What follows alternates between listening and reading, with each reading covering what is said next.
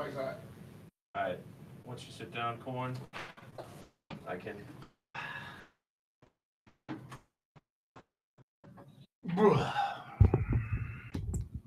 Hello, Twitter. Hello, Twitter. Tonight, ladies and gentlemen, those of you who are on Twitter, we get a life. Yeah, we are going to bring you our show via Twitter, assuming everything works properly. Thanks to Will Pelagic Productions. I'm not promising that we're going to win any Oscars for cinematology here. Cinematography, yeah. Hello, watch your head. Anyway, just another way for us to bring you the show and communicate with you.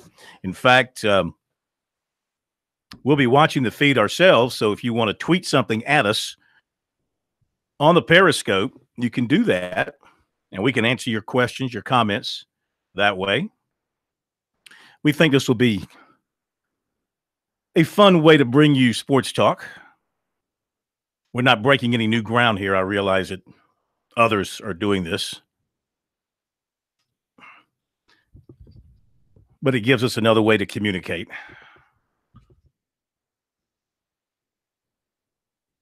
We think. How's it coming? This thing just does not want to stay. Can't get all of us in the shot. All right, here. Okay. You know what you got to do? What? See if this works. Take your phone off. Okay.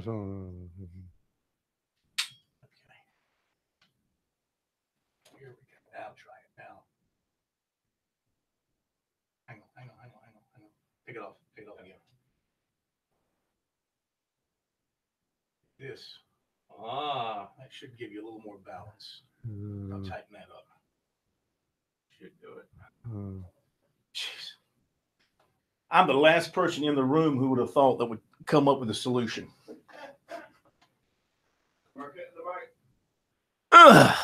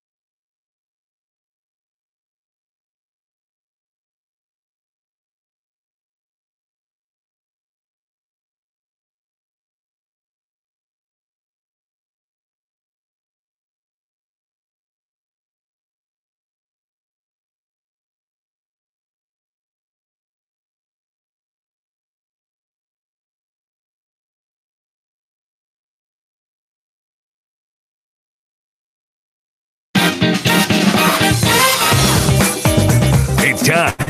The final word in sports all across the state. You're listening to Sports Talk with your hosts, Bill Bluth, Will Pelagic, and the Professor Tom Hayes. You've been waiting all day, so join the show now by calling 800-956-7266. That's why they're really good and really hard to stop, because they've just got multiple weapons. Newman has played well and shot it well, and Vic has shot it better here lately. So they're really clicking on a lot of cylinders in terms of offensive basketball. And they got to play Buffalo, who's playing well. So we got to figure out who we're going to play. But if we had to play Florida State again, it'll be playing, a totally different team. And good evening, everybody. Welcome back into Sports Talk, South Carolina Radio Network on a Tuesday night. From downtown Columbia, we welcome in our listening audience all across the state as you are out and about, heading home, heading out for a walk, maybe out to play a little golf, a little tennis on this beautiful afternoon. In much of the state, I know there's some wet weather in some areas, but for the most part, I think things are good around the state. We welcome in those of you watching us on our Twitter feed, something that we just commenced today, and we plan to bring this to you nightly as another way to augment our coverage of sports talk. Now you've got us over the radio airwaves. You can get us on Twitter. You can also, of course, go to our YouTube page and bring up the video of the show there. Of course, you can also access that via our Sports Talk homepage at SportsTalkSC.com. It took all three of us to figure out how to work the tripod, though, but we made it work. Well, I mean, I don't want to brag, but I think it took one of us to figure out at the end of the day. It was a whole team effort. It got me to get the audio correct on the feed, and it got you to get the tripod correct. So it was a full team effort. And I am the last one in the room who I thought would come up with the idea to get the thing balanced. But it works. It's good. It's working fine. Well, it's very good. If you view your computer screen and your television screen, you should know how to balance it out. Only thing we need to do now to really have some good communication is we could have a two-way when somebody says something stupid, just push the button and shock somebody. Now, you can also communicate with us if you're on Twitter and you're watching the show, listening to the show on Twitter, and you want to comment or have a question. We can now just look at the screen and pull up your question and comment back at you that way. Over the airwaves, of course. Now, the phone number is 800-956-7266. Our email, it still works. Email talkback@sportstalksc.com. And on Twitter, use the Twitter address SportsTalkSC on Twitter at SportsTalkSC. That's how you can find the Periscope. Which did we anchor this to the top of our Twitter page?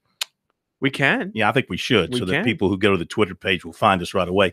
So now that we've got that behind us, let's talk about the most important stuff of the day, including USC's return to the practice fields this morning for spring practice, their first practice since coming back from spring break. A little piece of news from Will Muschamp.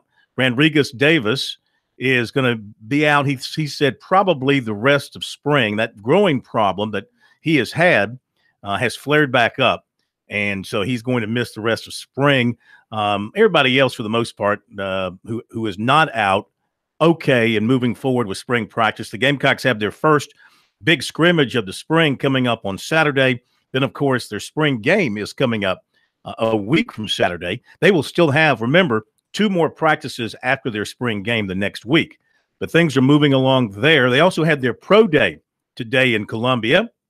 About a dozen former Gamecocks hoping to make it to the NFL went through their paces, running and lifting weight and all that kind of stuff. Just trying to prove that, we can have another data point with guys running around in their underwear, completely neglecting what we do on the field, but it's okay. Well, I tell you, the NFL guys, they put so much into that. I hate it. It's just so important to them. Bill Belichick was in town, a head coach of the New England Patriots. And more on that coming up in just a little bit, so stay tuned. But I mean, it tells you, and he apparently is focusing on, at least from South Carolina's standpoint, Sky Moore and Hayden Hurst, which is no big surprise. Why wouldn't you? Yeah, yeah. So that's pretty impressive to have him in town. And, of course, we've got the basketball coming up later this week with the Sweet 16, Clemson and Kansas tonight at 7:05. Blair Kirkhoff, who was the college sports columnist at the Kansas City Star, National Basketball Writing Hall of Famer, also knows the Jayhawks well, so he'll join us to talk about Kansas. We'll hear from Brad Brownell. He met with the media today. Also, some comments from Will Muschamp following today's pro day, and he talked a little bit about spring practice and pro day. USC women getting ready to play Buffalo now. Yes. So is that it's an 11 seed. So if you're South Carolina, do you think, man, I mean, we're in the Elite Eight. We've got Connecticut in our crosshairs and all, I mean, Buffalo, big upset last night down at Florida State. But I mean, they're breathing maybe just a little bit easier knowing it's Buffalo and not Florida State. Well, it depends. Buffalo, again, last night, they started bombing from 3. And they were great at it. And Florida State had no answer for it. They apparently don't like to expand their defense out there, and they let them have all the open shots. And they got throttled down in Tallahassee. UConn, I know, they're a juggernaut. But, Duke is standing in their way, and Duke mopped the floor with Georgia in Athens last night. True. Unbelievable. But, it depends on what South Carolina, their attitude is. They get an early morning start at 11:30 on Saturday. Can you believe that? I mean, Don's got to be thinking, okay, First of all, 9 o'clock. you're making us go to Albany. Yeah. Okay. Then you make us play at 9 o'clock at home. Now you're going to make us play at 11:30 in the morning. Doesn't seem on the right, does road. it? It seems whacked. Just seems whacked. Yeah, you give you a bowl of cornflakes and tell you to hit the cord. I mean, that's television. That's television Yeah. dictating everything. And, you know, Saturday you've got NCAA tournament men's games. You got some NIT games, I think, as well. And you got to work in the women, which will be on ESPN. That doesn't affect what the men are doing, but they don't want to go up against the men. So they've got to squeeze them in wherever they can find open space where they think they can get an audience. So anyway, they'll just have to roll with the punches. The women will meet with the media tomorrow as they continue with their practices and prepare to head up to New York. We've got baseball tonight. Several games scheduled around the state. Clemson and Coastal Carolina at 6:30 in Conway. Clemson coming off that sweep at the hands of NC State. How's the weather? How's the weather up there? As far as I know, everything is on go. Okay. As far as I know. I got a call from a friend of mine late this afternoon who was going to the game, so I'm assuming that everything is on go. Still says isolated thunderstorms around 9 o'clock, so there could be a window to get it in early, but as long as they get it in before 9, they should be okay. If the pitching's good, they might be able to get it in. If the pitching's good. Then here in Columbia, 7 o'clock, a game that was moved from Charleston because of the threat of the storms, South Carolina and the Citadel. The Gamecocks coming off their weekend where they lost 2 out of 3 to Florida, but Mark Kingston basically feeling pretty good about his team's performance, even though they came up short. It's odd that you're looking at this team saying that winning a game against Florida is an accomplishment or even just a progress point, but you have to think about where South Carolina is in relation to where they want to be. No, they're not where they want to be, but the problem that everybody has is they have the expectations that they think that Mark Kingston's going to come in and be this miracle worker and be this guy that all of a sudden turns things around.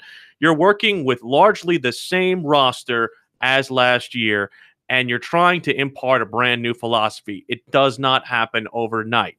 But the fact that they put up 15 runs on the number 2 team in the country, that's an encouraging thing. Yeah, except for the other 2 games when they didn't put up a bunch of runs. Absolutely. Of course, they were running into great pitching. Yes. That Florida can throw at you, and they fought Florida. The Sunday game in particular, they were facing Dyson, who was throwing in the upper 90s, and they put up some good at-bats against him. They hit the ball well at times against him on the money. They just did not take advantage of some opportunities that they had, and Florida did take advantage. They had some home runs, got off to a quick start, put South Carolina in the hole. Gamecocks couldn't catch all the way up, so they end up losing the series 2-1. So big week ahead for them. Citadel tonight. Then they go to Georgia. For Clemson, it's Coastal Carolina tonight. Then they go to Louisville. So both teams hitting the road this weekend. All right, 800-956-7266 is our phone number. It's Sports Talk here on a Tuesday night from downtown Columbia. We'll be right back.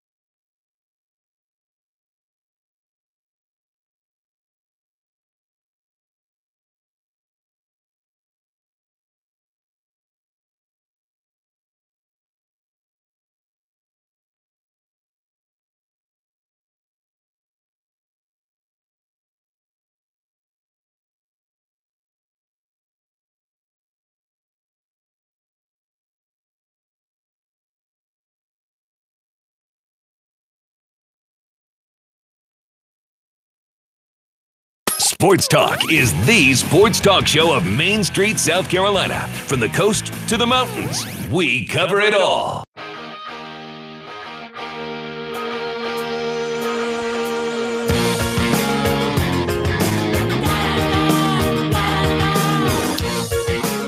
Welcome back in, everybody. South Carolina Radio Network. Phil Kornblut, Will Pelagic, Professor Tom Hayes. You watch us on Twitter, you can see why he's called the Professor, because he just has that look of brain power just seeping out of him. We had our first question on the Twitter sphere, Corn, to come to us. Okay. Yesterday we had the topic of Asia Wilson being the most accomplished USC athlete, possibly. Who would Clemson's most accomplished athlete be? Let's see. Let me think on that for a second. Accomplished in terms of awards and honors and things of that nature, talking All-Americans, Player of the Year, draft selection, success of the team.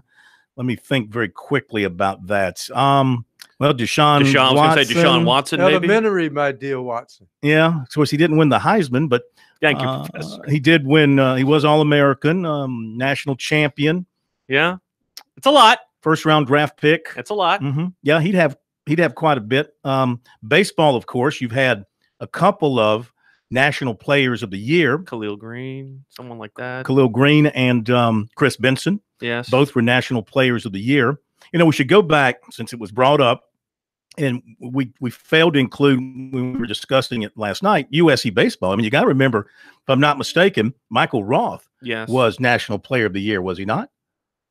I think he was. I know he was an All-American, and he won a national championship, and I want to say that he won the Golden Spikes Award.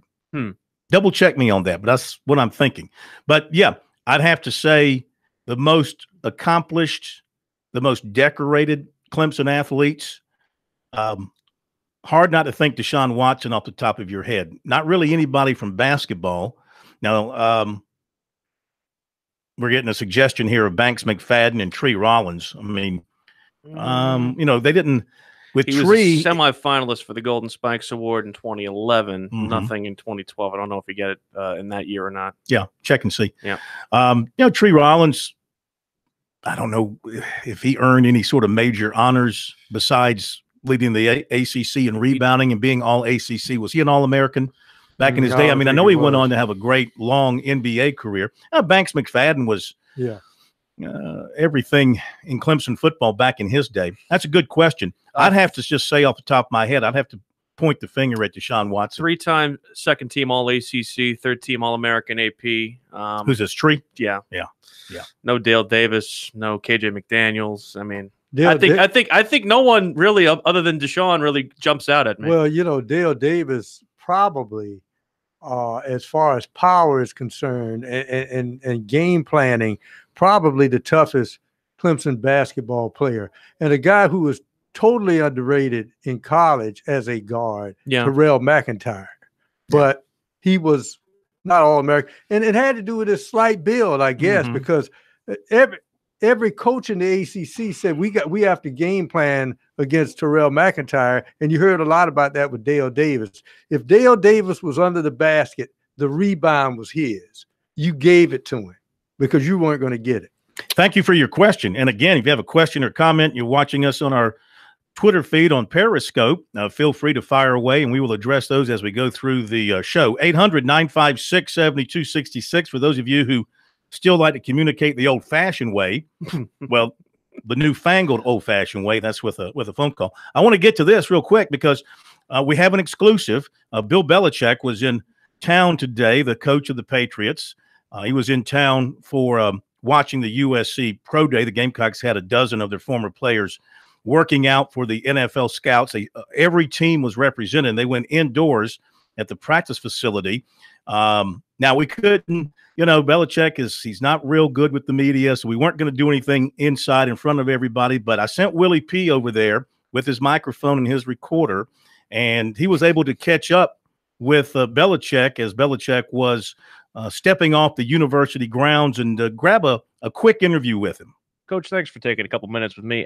How would you describe your relationship with South Carolina head coach Will Muschamp? I have multiple friendships that are important to me. That's what that was about. So, friend of a friend kind of thing. There's been a lot of talk about you guys and Hayden Hurst. Where do you see him as someone who fits in your program? I mean, that's what makes Tom Brady Tom Brady. It makes Randy Moss Randy Moss. It made Lawrence Taylor Lawrence Taylor. Those guys are just, they just have that 6th, 7th sense. So specifically, how does he fit your mold? I could just Xerox you a copy of the game plan. You can send it over to Kansas City if you can. I mean, it might be easier for all of us. And where are you headed next? We're on to Cincinnati. You mean you're headed to Ohio State's pro day? It's nothing about the past, nothing about the future. It's right now we're preparing for Cincinnati. I don't understand. What's in Cincinnati? Seattle. Oh, so now you're going to Seattle. You mean you're going to UW? Seattle. So really, where are you headed next? Yeah, I've already covered this. I'm really just trying to find out where you're headed next. Well, we'll find out on Saturday. Obviously we're getting nowhere. But thanks for taking, I guess, a minute with me. Well, then we want to end on a high note. I guess we'll see you in Seattle. I'm glad we did this on Periscope because I've never seen you laugh like that before. That was hilarious, man. That was hilarious. He's probably going to Cincinnati to see his favorite group, Bon Jovi. I'm telling you. Touring. I've interviewed him before. Yeah. He's not as crusty, stiff as that.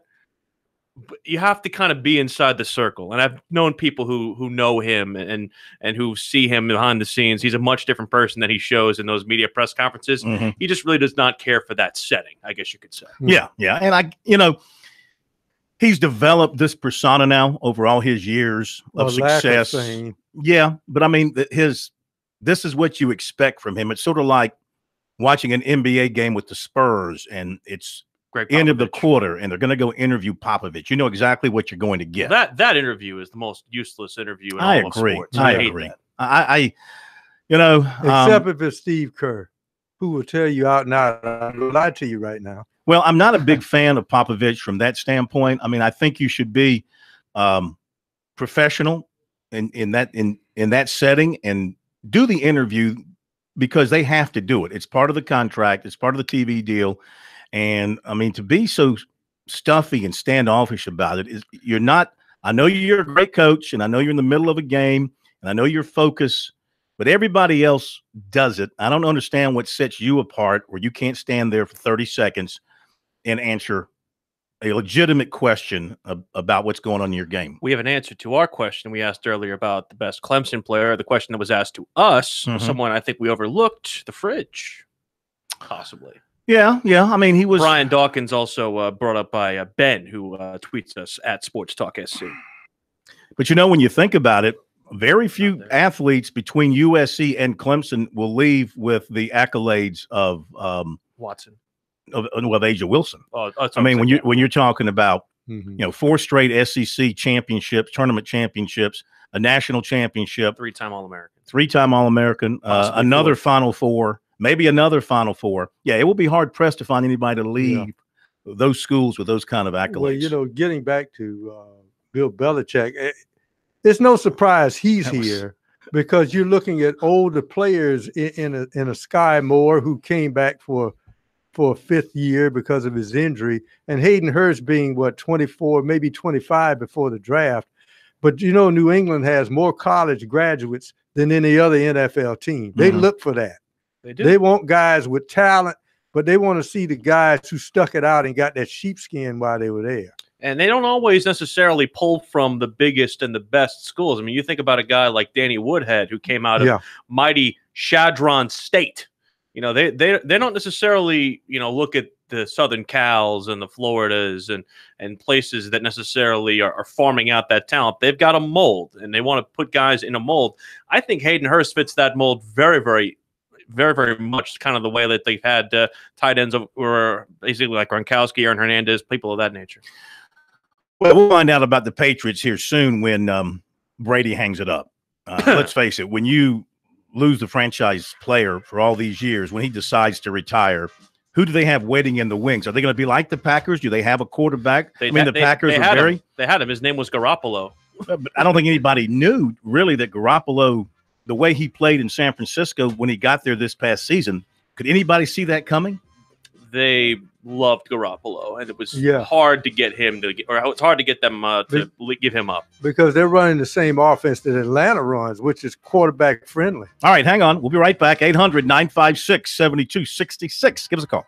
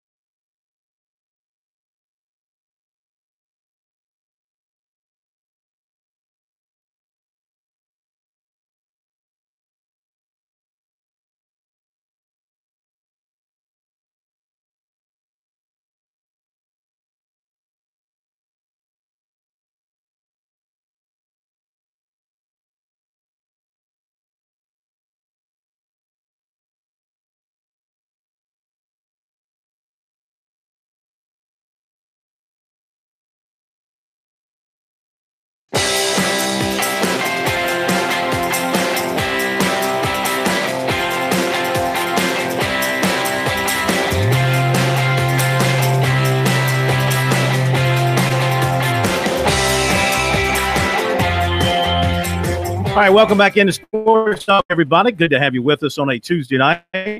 Phone number 800-956-7266. Lines are open if you want to join in on the program. Good to have you watching us on our Twitter feed tonight, something we will continue to bring you on a nightly basis as long as technology is working and working well. I think it will be a nice addition to what we bring you here, along with our Sports Talk feed on YouTube. So you can get us any number of ways. And, of course, we also encourage you, should you lose us over the airwaves, you can't get us on Twitter, can't get us on YouTube, you want to stay with us. If your affiliate cuts away for whatever reason, we are available via our stations on the TuneIn app, which is the simplest way to go. And even more simpler, our Columbia affiliate, The Point Radio, does not preempt us, so you can always find us there from 6 to 8 o'clock. Good way to go in case you lose us or you drive out of the listening area and you can't find us anymore, but you want to stay with us. If you're going to Omaha, maybe you can absolutely pull it up that way. Yeah, There's no excuse to lose us. No. Clemson going to Omaha to take on Kansas. We're going to find out more about the Jayhawks from one of the outstanding college basketball writers in the country, Blair Kirchhoff from the Kansas City Star. We'll find out his take on the matchup with the Jayhawks. Is this particular edition of Kansas of the level that they're used to seeing in Lawrence, which, of course, is a very high level? I mean, they are a blue blood basketball team. They're like your Duke and your North Carolina, and the team that you look at annually as having a chance to be not only in the Sweet 16, but the Elite Eight and then on to the Final Four. I think they are a little bit healthier now than they were going into the tournament. Their big guy, who was dealing with an ankle injury, played well, gave him some minutes in their win the other day. So Clemson's going to have to deal with some size inside. They're going to have to deal with a team that can score from any position. You know that just like the other blue bloods, I mean, Kansas recruits at such a high level. All their players were top of the class, highly rated recruits, and you're going to find yourself facing a pure basketball player at every position. Now, Clemson can counter that, of course, by continuing to get the great play from its three guards. The way they're playing, I mean, I would take Clemson's three guards against anybody right now. They're playing at a very high level. They feel like they almost everything they're shooting from the outside is going to go down, and they're running good offense for each other, penetrating and dishing and making the extra pass and creating the good open look. And what you have to watch out for with Kansas is Bill Self does not get enough credit for his coaching acumen, because remember last time Illinois won at a great rate, he was there. Yes. They haven't been the same since he left. So not only are they getting talented players, but they've got a solid coach, and he's had to kind of adjust on the run with this four-guard offense he has, because if anything they lack, it is rebounding strength. That's why Arizona State early on sliced them up in the non-conference schedule. The thing that I've been trying to say again about Kansas over the last couple of days is two things that they do well, or they don't do well, are in Clemson's favor. They don't shoot free throws very well, and they don't have very good three-point defense. Clemson's three-point offense has been awesome, and we know that basically their offense kind of goes to die if they can't hit threes, because they don't impart enough trust on Elijah Thomas to, at least on a regular basis, be their main focal point of the scoring. They used it a little bit more, especially in the second half against Virginia and a little bit against Boston College in the ACC tournament. But to use him as a bona fide every possession down the floor actual scorer, it's not part of his repertoire, or at least not part of their repertoire as a whole. They need guys to hit shots. They could be able to do that against Kansas State. Well, it's a guard league. I mean, the tournament belongs to the teams that have the outstanding shooters. The big men are few and far between. You don't see really anymore in major college basketball at the top level true post players, back to the basket type guys. Maybe the guy who was at Arizona for 1 year, and there aren't many. Here's the other thing to look for. Thomas has become such a good sprinter down the floor. You wonder about how well the big man for Kansas, who's been dealing with some injuries, will be able to get up and down the floor chasing him as Clemson gets the ball off a rebound and they start to push it.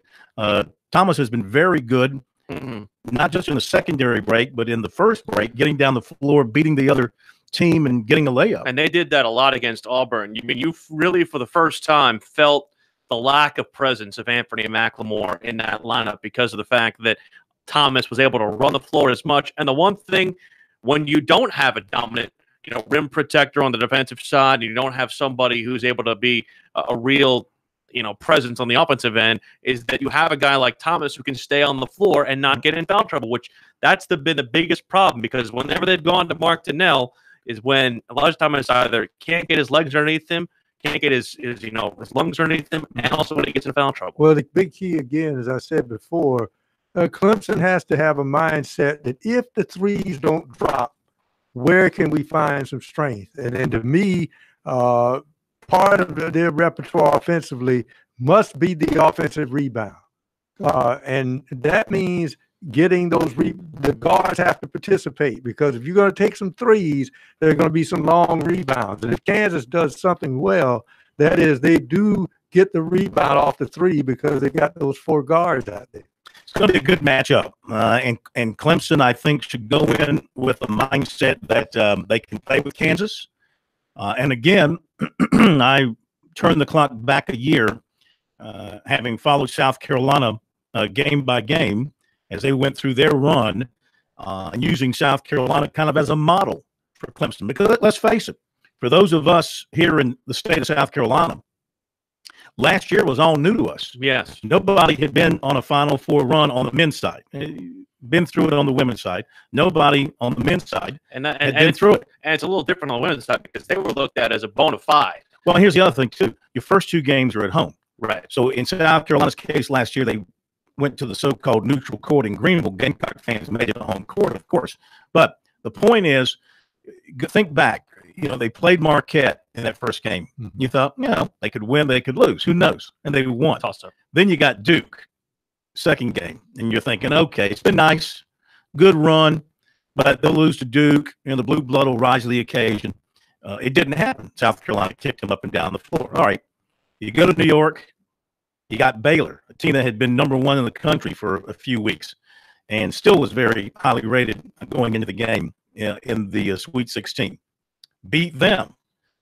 So now I'm really starting to think. Beat them by 20. And you see this team coming together as one. I mean, sacrificing, looking for the next guy, doing all the little things that you have to do. Just the chemistry was outstanding. And then, of course, they drew Florida, a team they're very familiar with, and they were able to beat them and get to the Final Four. So in Clemson's case, they took care of the New Mexico State team, which maybe you were right last night. Maybe we overvalued New Mexico State to some degree, but Clemson played very well. And it's funny how the number against that 12 kind of overvalues a lot of the teams. The 5 seeds went undefeated this year. All right, and then you get to the second game for the Tigers with Auburn, and they just destroyed them. Killed them. If that did not open up eyes, it did. A lot of people. Yeah, I don't know what else would. I mean, in the second round of the NCAA tournament, things start to get very close for the most part. Of course, there's some close games in round 1, but really in round 2, the competition level is supposed to be pretty even.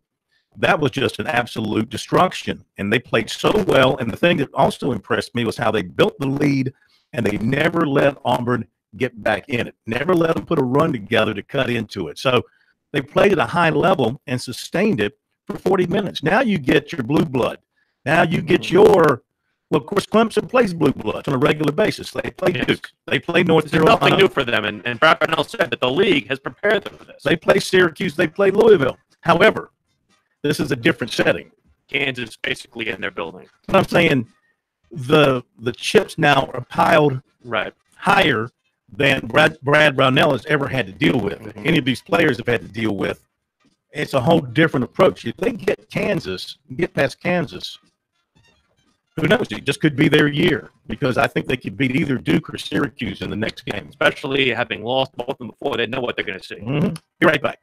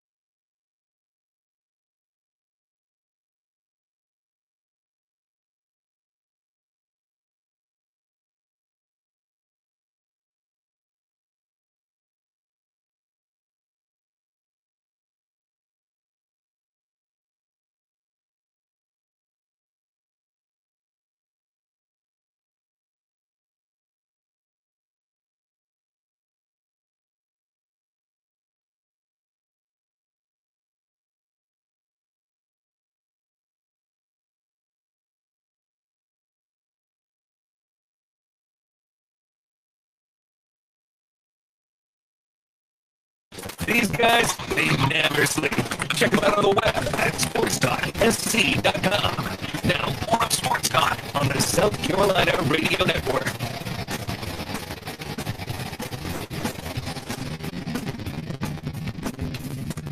Now, for the most part, it's a quiet night on the hardwood, except for some NBA. Got a little NIT, right? All the women and men in the NCAA tournament are at peace tonight. Are they not? Everything is set? The knit. The best game tonight, I think, probably Mississippi State and Louisville.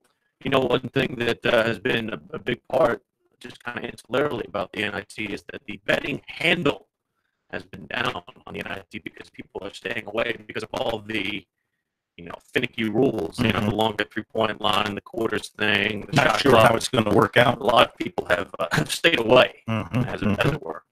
We'll give you recruiting in just a moment. We go to Glenn in North Charleston here on Sports Talk. Hello, Glenn. How are you? I think everybody's getting all set for Friday night when the Clemson Tigers in Kansas. Yeah, they do. But I really think that Clemson's going to have to eat a lot of mustard greens to Kansas. Because I don't think they're going to eat enough mustard greens to take themselves. So I think they're going to lose that game. What would mustard greens give them, Glenn? A little extra lift. Other than gas. No. Is this like eating spinach for like Popeye, that kind of thing? Yeah. Okay. The greens is popular down here in South Carolina. I'm aware. Collards and the like. They have mustard greens in college in Kansas too, and also they probably get a lot of corn in their system. Let's go to Danny in Florence for our next call. Also in Kansas. I wouldn't trust anything that came out of that Kansas. Hello, Danny. Welcome to Sports Talk.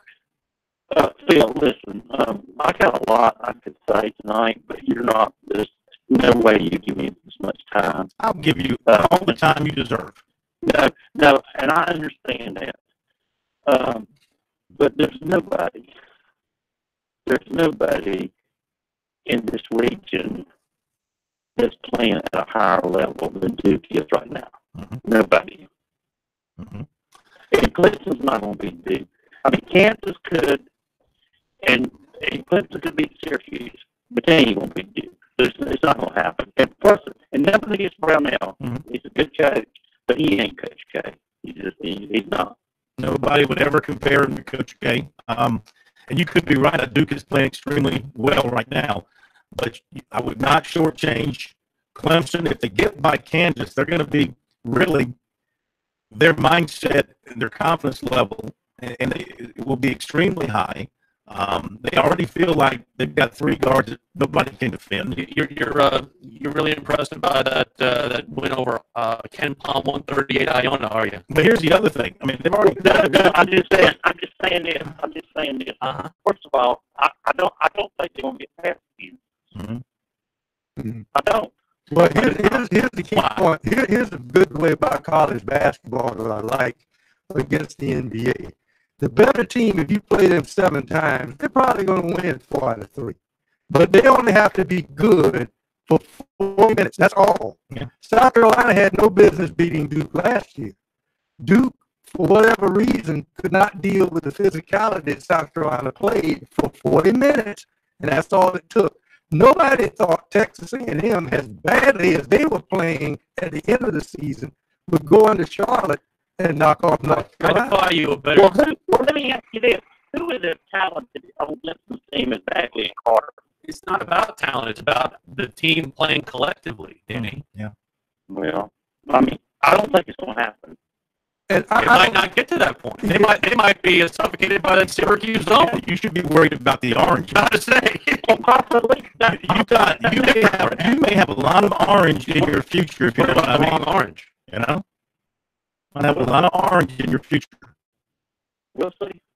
Thank you, sir. Because Appreciate the phone. He's still not over. Danny's as you noticed, he's a big Duke fan. He's still not over losing to the game. One of the challenges people have to understand is the team that plays the best basketball. I don't think any team we've seen that has success in the NCAA tournament that came out of Butler, that Butler was the more athletic team, but they won a bunch of games.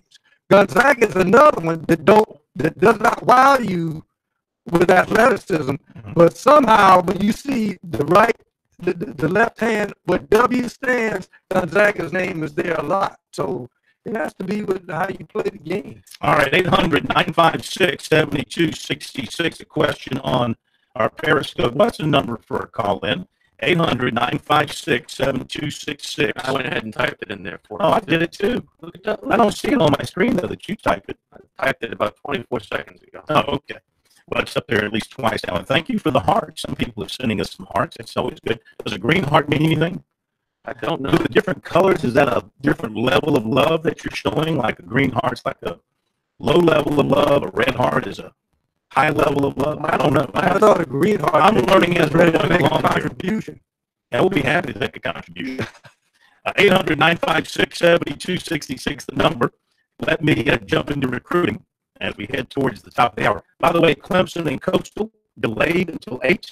Yes, apparently they had some rain right at the top of the game there, right at 6. The rain has gone out of the area. The crew is preparing the field as we speak. All right, linebacker Derek Boykins of Concord, North Carolina, 6'2", 1of the top prospects in North Carolina for this year. His offers include USC, Clemson, Tennessee, Louisville, Texas A&M, Duke, North Carolina, NC State, Wake Forest, and East Carolina. He grew up his first 6 years in Beaufort and would have gone to Battery Creek had he not moved to North Carolina. He also told us that he grew up a South Carolina fan. Quote, I've got a South Carolina wallet, had a DJ Swearinger jersey, had a Marcus Lattimore jersey, had a little shirt that had Connor Shaw on it. When they play, I'm going to root for them. It does help them a little bit. It does. I ain't going to lie. End quote. He visited USC about a month ago, had an extensive meeting with Will Muschamp in his office. So he likes him. He feels like USC is going to be good in the near future. He plans to return to USC unofficially April 20th. He also plans to visit Clemson unofficially on April the 4th. And the Tigers are also strongly on his mind. He said, quote, hear from Clemson that they've been beating on South Carolina the past couple of years. That's what they've been telling me, he said, end quote. Talked about the Clemson defense and Venables talking to him about how they would use him as the linebacker, Mike or Week. He talked to Venables last night, as a matter of fact. So he is looking at those two strongly, and they'll be in it to the end. He is also looking to take officials to Texas A&M, Kentucky, and Louisville. Going to North Carolina April 6th. He'll go back to Duke, Wake Forest, and NC State as well. He's also looking at Tennessee and East Carolina, not claiming favorites at this point. He added USC and Clemson will be in it until the end. He will sign and graduate early. I like that comment, though, that he said, from what Clemson is telling him. They've been beating on South Carolina the past couple of years. That's what they've been telling me. Interesting. Tight end Lucas Raber of Southside Christian visited Vanderbilt on Saturday. He has an offer from Howard. His dad played at Clemson. Clemson target linebacker Spencer Lytle, Bellflower, California, was offered by Texas. Another Clemson target receiver Frank Latson of Miami was offered by Ohio State and Oregon. Now to basketball, an update on Jalik Felton. He is living in Charlotte with his mother now, though he was back in Chapel Hill today working out, I'm imagining, with some of his former teammates. So his situation is still a little bit on hold until whatever issue it was that led to his departure from North Carolina is resolved. And that still is hanging over the whole situation. However, his former high school coach in Columbia, Dion Maffei, tells us that the family is starting to move forward with the relocation process. They don't want to drag it out, he said. Frank Martin from USC, Steve Smith from Clemson talked to Felton last week. Georgetown has also been in touch. Patrick Ewing is making a strong push for Felton. Texas Tech and Western Kentucky also have been in contact. Of course, Felton will have to sit out next season wherever he lands. So things are starting to pick up. They want to get it done as soon as possible, but they're kind of on hold until whatever happened in North Carolina is resolved. And who knows when that will be. All right, top of the hour break, and we'll be back.